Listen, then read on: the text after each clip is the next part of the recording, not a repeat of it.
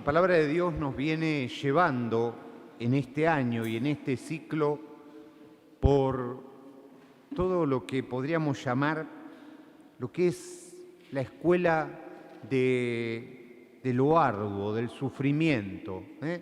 Hace muy poquitas semanas terminábamos de compartir el capítulo 6 del Evangelio de Juan, el capítulo donde todo empieza de manera, por así decirlo, en una fiesta, la multiplicación de los panes, y después cómo Jesús empieza a compartir, cómo empieza a hablar y empieza a decir, habla del pan de vida y habla de cómo ese pan de vida es su cuerpo y su sangre y que comer su carne y beber su sangre y estar junto a Él. Entonces, toda esa multitud empieza como a o no entender o entender demasiado lo que Jesús está proponiendo y entonces empiezan a irse. Empiezan a irse. Tanto que Jesús solo queda con sus discípulos alrededor y ahí viene esa pregunta de Jesús: ¿ustedes también quieren irse? Y es ahí Pedro el que les responde: Señor, ¿a quién iremos? Tú tienes palabras de vida. Y a renglón seguido nos encontramos caminando y transitando domingo a domingo el Evangelio de Marcos. El Evangelio de Marcos es un evangelio particular porque es un evangelio en el cual esto que hoy nos dijo el texto de la palabra del evangelio, es donde Jesús guarda permanentemente esa condición de Mesías, de Hijo de Dios. En el Evangelio de Marcos, Jesús va a decir claramente que es el Mesías, el Hijo de Dios, cuando está atado de pies y manos frente a Pilato. Recién ahí Jesús devela su condición. Antes no. Y entonces, pero sí empieza a sentir Jesús en su corazón y quiere compartir lo que hay, lo que empieza a ver él, no solo de aquellos discípulos que se alejan, sino de los propios discípulos, ¿no? Hoy el libro de la sabiduría nos relata como si fuera el diario de esta mañana, nos relata justamente cómo a veces el tiempo se torna oscuro, ¿no?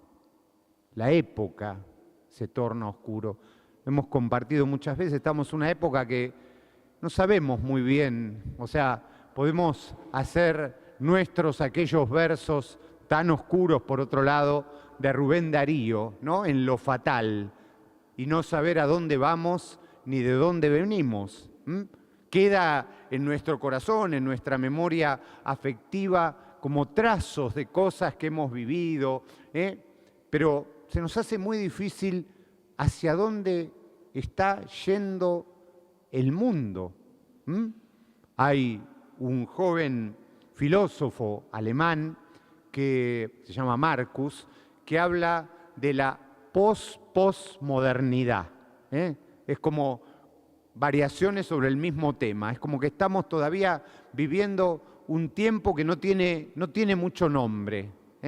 La posverdad, la posmodernidad, pero no sabemos muy bien. Sabemos lo que significa en cada uno de nosotros, lo que genera en cada uno de nosotros. Y eso justamente nos hace encontrarnos con aquella pregunta que atraviesa todos los tiempos, ¿no? ¿Realmente los buenos son tratados mal por la vida y por los demás? ¿Cuántas veces nos hemos encontrado pensando precisamente que los inescrupulosos, los violentos, los malvados parecen tener siempre la ventaja?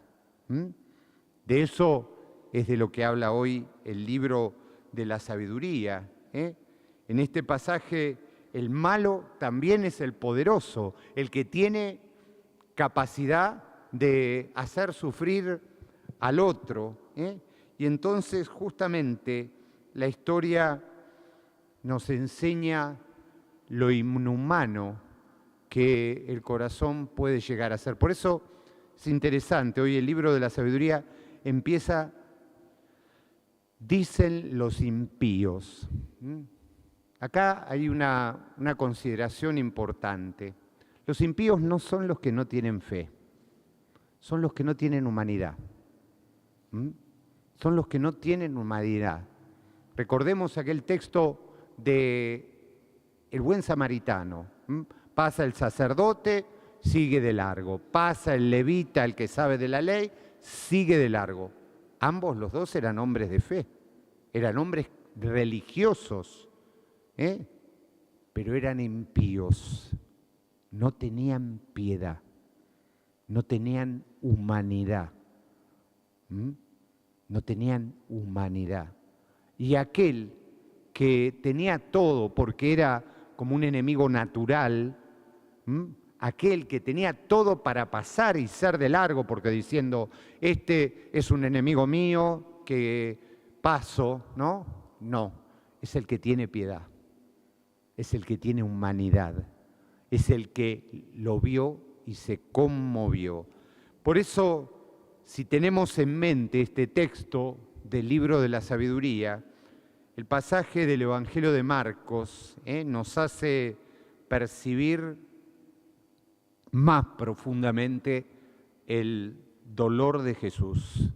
De hecho, Jesús intenta compartir, insisto, ese dolor, esa intuición que empieza a tener de cómo va a terminar su misión, de qué manera va a terminar su misión. Y los discípulos, en lugar de expresar su compasión, ya están viendo a ver quién queda a cargo. Es notable este texto, ¿no? Pero es de, por así decirlo, es de una bajeza enorme. ¿Por qué? Porque en ese momento los discípulos habían caído en la trampa de la impiedad.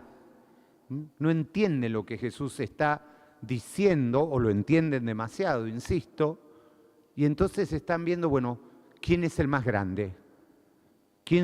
A este lo van a matar. ¿Quién sigue? ¿Quién sigue? Entonces, justamente no nos sorprende esto, ¿no? No nos tiene que sorprender porque es una actitud a veces que está como en nuestra vida, y así a veces crecemos como en una tendencia demoníaca, por cierto, donde el otro es el enemigo, es el que hay que eliminar, y todas nuestras interacciones parecieran basarse en ese objetivo. Para emerger debemos destruir. Entonces, justamente desde ahí, ante ese comportamiento de los discípulos, Jesús no pide compasión para sí mismo, no pide atención, sino que aprovecha y les da cuenta del verdadero sentido de la vida. ¿Y cómo lo hace?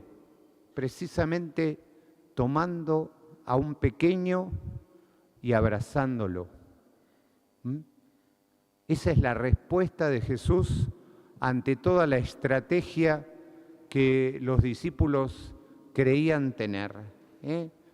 Justamente ese niño es una persona desarmada, indefensa, débil.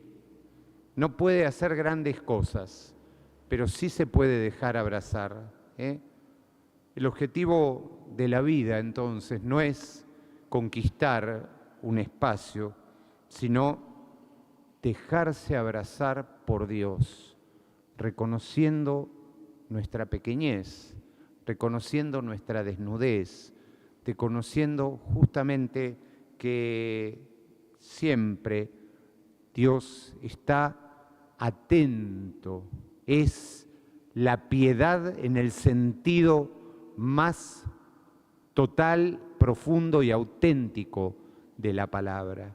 Y eso es lo que hoy, justamente, en medio de lo que no sabemos que es esta época, lo que sí tenemos que saber es que no podemos perder un milímetro de humanidad, porque en cuanto lo hacemos, es como que todo se transforma en algo que no tiene sentido, que no tiene sentido. Y por otro lado, justamente, sabemos muchas veces que detrás de un adulto violento y agresivo hay un niño que no ha sido abrazado. A veces eso es lo que llevamos adentro y por eso es como que tenemos que procurarnos ese abrazo, a veces real, a veces desde el corazón, a veces desde la oración, pero es el abrazo que hoy tantos necesitan, desde el dolor, desde la angustia, desde la pobreza, desde la enfermedad, desde la injusticia, desde la violencia, mañana justamente es el día de la trata, ¿no? En un mundo donde toda esa realidad sigue mutando de maneras infinitas, no es un mundo más justo, es un mundo menos justo. Entonces pidámosle al Señor, a Él justamente, que hoy también nos pone acá a los amigos de catequesis, ¿no? Pequeños, son lo más pequeño, pero al mismo tiempo lo que hay que cuidar más de nuestra comunidad, que el Señor nos haga ver en ellos aquello que tenemos que abrazar para que ellos también sientan que la vida y el futuro es posible. Pongámonos de pie y proclamemos una vez más nuestra fe. Creo en Dios,